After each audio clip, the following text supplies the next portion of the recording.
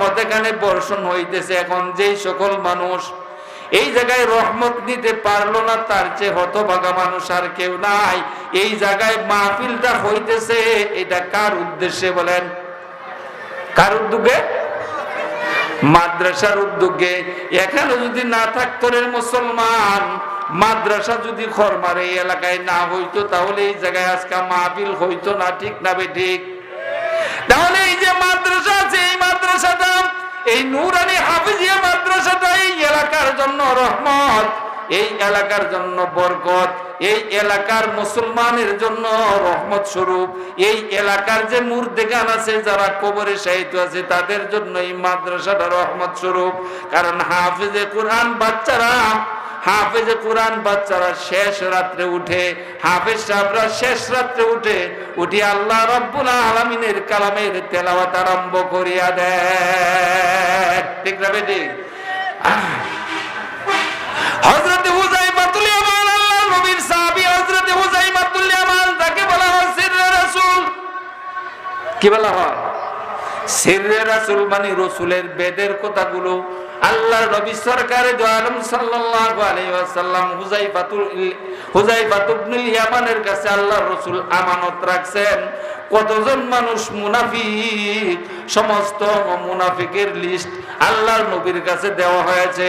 আল্লাহর নবী সরকারে দু আলম সাল্লাল্লাহু আলাইহি ওয়াসাল্লাম হুযায়ফা ইবনুল ইয়ামান রাদিয়াল্লাহু তাআলা আনহুকে ডাকিয়া বলে দেন, হুযায়ফা, ওই যে আসমান থেকে হযরত জিবরিল আমিন আলাইহিস সালাতু ওয়াস সালামের মারফতে আমার কাছে ওহী আসছে, অমুক নামের মানুষগুলো হলো মদিনার জমিনে, মক্কার জমিনে মুনাফিক। কিন্তু তোমার কাছে আমানত রাখলাম, তুমি কাউকে বলিও না। কি রাখলাম? আমানত রাখলাম, কাউকে বলিও না। হযরত খলিফাতুল মুসলিমিন উমর ইবনুল খাত্তাব রাদিয়াল্লাহু তাআলা হুযায়ফাকে গিয়া বলেন, ও হুযায়ফা, আল্লাহর নবী সরকারে দু আলম মুহাম্মদুর রাসূলুল্লাহ সাল্লাল্লাহু আলাইহি ওয়াসাল্লাম তোমার কাছে আমানত রেখেছেন, আসমান থেকে ওহী আসিয়াছে, তোমাকে আল্লাহর নবী বলেছেন কতজন মানুষ মুনাফিক। কে কে মুনাফিক? মুনাফিক মানুষগুলোর নাম কি আমাকে একটু বলে দিবে? হযরত হুযায়ফা কয়, রে উমর, জান যাইতে পারে, রাসূলের আমানতের কথা তোমাকে বলবো না। হযরত উমর বুঝছে হুযায়ফা বলবে না। এবার হযরত উমর রাদিয়াল্লাহু তাআলা আনহু বলতেছেন, ও হুযায়ফা, আমার নামটা কি এদের মধ্যে আছে? হযরত হুযায়ফা কথাও বলবো না। এবার হযরত উমর রাদিয়াল্লাহু তাআলা হযরত হুযায়ফা ইবনুল ইয়ামানকে জিজ্ঞাসা করতেছেন, উমর জিজ্ঞাসা করতেছেন, হুযায়ফা বলো তো, আমি উমর যদি আজকে রজনীতে মারা যাই, তাহলে তুমি আমার জানাজার নামাজ পড়বে কিনা? হযরত হুযায়ফা ইবনুল ইয়ামান বলতেছেন, ওগো উমর, আপনি যদি মারা যান, আপনার জানাজার নামাজ কেন পড়বো না? সুবহানাল্লাহ।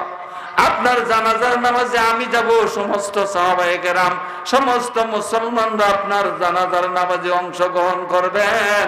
হযরত উমর কয়, বুঝছি রে হুযায়ফা, ওই মুনাফিকের লিস্টের মধ্যে আমি উমরের নাম নাই। যদি থাকতো তাহলে তোমার মতো ইমানদার, তোমার মতো হুযায়ফা আমার জানাজার নামাজ পড়তো না।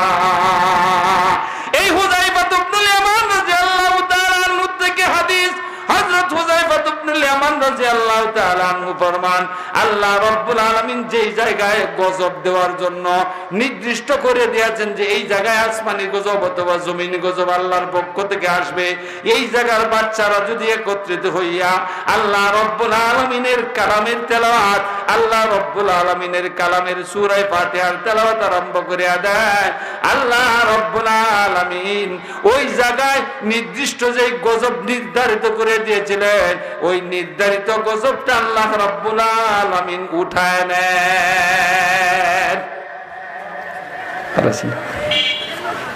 দেখছে, তাহলে মাদ্রাসাটা আপনাদের জন্য কি রহমত? বলেন, মাদ্রাসা আপনাদের জন্য রহমত। এখন 10 তারে ফজিলত, তার মানে সম্মানের পাগড়ি। এর অর্থ কি? এই 10 তারিখ ফজিলত সম্পর্কে কিছু আলোচনা করব। এই যে ছাত্ররা আপনাদের সামনে যেই যাত্রা, ছোট্ট ছোট্ট বাচ্চা আপনারা দেখতেছেন, এটি কত বড় দামি জানেন আল্লাহর কাছে? হাদিস শরীফের মধ্যে আসছে, আল্লাহর নবী সরকারে দো আলম সাল্লাল্লাহু আলাইহি ওয়াসাল্লাম ফরমান, মা মিন মুতাআল্লিমিন ইয়াখতালিফু ইলা বাবি আলিমিন ইল্লা কাতাবাল্লাহু লাহু বিকুল্লি কদমিন ইবাদাত সানাতিন।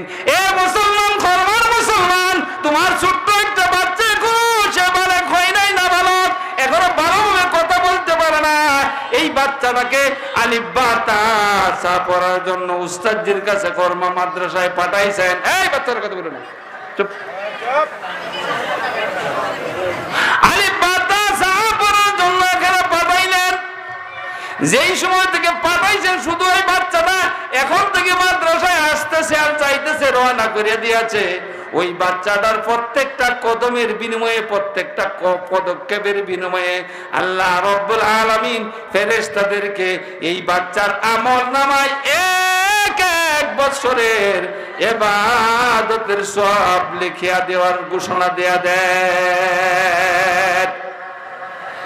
একটা বাচ্চা হাইটে হাইটে আসতেছে, প্রত্যেকটা কদমের বিনিময়ে কত বছরের সওয়াব পায়? বলে 1 বছরের ইবাদতের সওয়াব। কত বছরের? 1 বছরের ইবাদতের সওয়াব পায়। ওয়াবানা লাহু বিকুল্লি কদমিন মদিনাতাল ফিল জান্নাহ।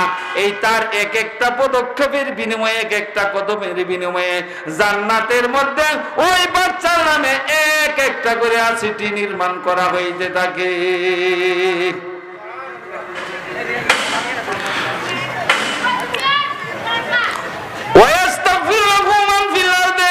জমিনের যত মখলুক আছে, জমিনের মখলুক গুলো তার গুনাহ মাফের জন্য আল্লাহ রাব্বুল আলামিনের কাছে ইস্তিগফার করতে থাকে। ওই জমিনবাসীরা, জমিনের যত মখলুক আছে, সেইটা মানুষ, সেইটা মানুষ আর জিন না, অন্য যত মখলুক আছে, সমস্ত মখলুক গুলো তার গুনাহ মাফের জন্য আল্লাহ রাব্বুল আলামিনের দরবারে দোয়া করতে থাকে। আর ওই বাচ্চাটা তার আমলনামা থেকে সকাল সন্ধ্যার গুনাহ স্মরণ হইতে থাকে। আল্লাহর নবী সরকার দো আলম সাল্লাল্লাহু আলাইহি ওয়াসাল্লাম ফরমান, ওয়া শাহিদাত লাহুমুল মালাইকাতু বিআন্নাহুম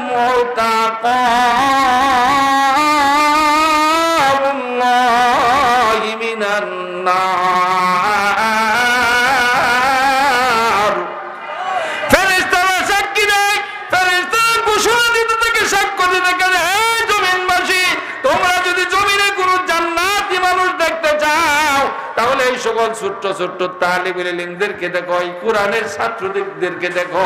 শাহিদাত লাহুমুল মালাইকাতু বিআন্নাহুম মুতাকাবুল্লাহি মিনান নার। ফেরেশতারা ঘোষণা দেয়, এরা জান্নাতি। এরা কি?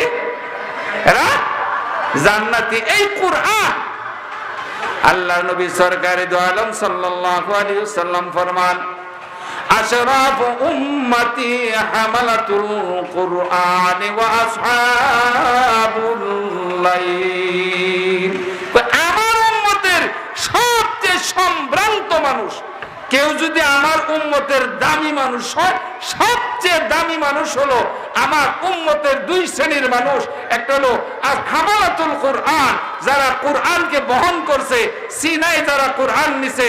আর একদল মানুষ হলো আসহাবুল লাইল, যারা শেষ রাতে আল্লাহ রাব্বুল আলামিনের দরবারে ক্ষমা চায়, তাহাজ্জুদের নামাজ পড়ে। তো যারা কুরআন ওয়ালা আহলে ইলম যারা, এরা দুটোটাই করে। আল্লাহ ইলমের অধিকারী বানাইছে। আবার শেষ রাত্রে উঠা আল্লাহ রাব্বুল আলামিনের দরবারে ক্ষমা প্রার্থনা করে, আল্লাহ রাব্বুল আলামিনের দরবারে ক্ষমা চায়, বলে আল্লাহ, এই যে খরমা এলাকাবাসী আছে, ও আল্লাহ, কেউ খরমা এলাকাবাসীদেরকে আল্লাহ আসমানি জমিনি গজব থেকে তুমি হেফাজত করো। এই এলাকার মানুষ আমাদের খুর ফুস ইত্যাদি ইত্যাদি সবকিছুর ব্যবস্থা করে দেয়। এই জন্য শেষ রাত্রে আলেম উলামারা উঠিয়া নামাজ পড়িয়া আপনাদের জন্য দোয়া করতে থাকে। এই জন্য মাদ্রাসা এলাকায় দরকার আছে না নাই বলেন তো? কে কে মনে করেন মাদ্রাসার দরকার আছে? এখন আপনার যদি যে মানুষটা কোরআনকে ছিনাই নিছে, পাহাড়ের কাছে আল্লাহ রাব্বুল আলামিন কোরআন পেশ করছেন, পাহাড়ও স্বীকৃতি জানাইছে, জমিনের কাছে পেশ করছেন, জমিনও স্বীকৃতি জানাইছে। মুসলমান, আল্লাহ রাব্বুল আলামিন ঘোষণা করেন, লাউ আনজালনা হাদাল কুরআনা জাবালিন লারাআইতাহু খাশিআম মুতাসাদ্দিআম মিন খাশিয়াতিল্লাহ।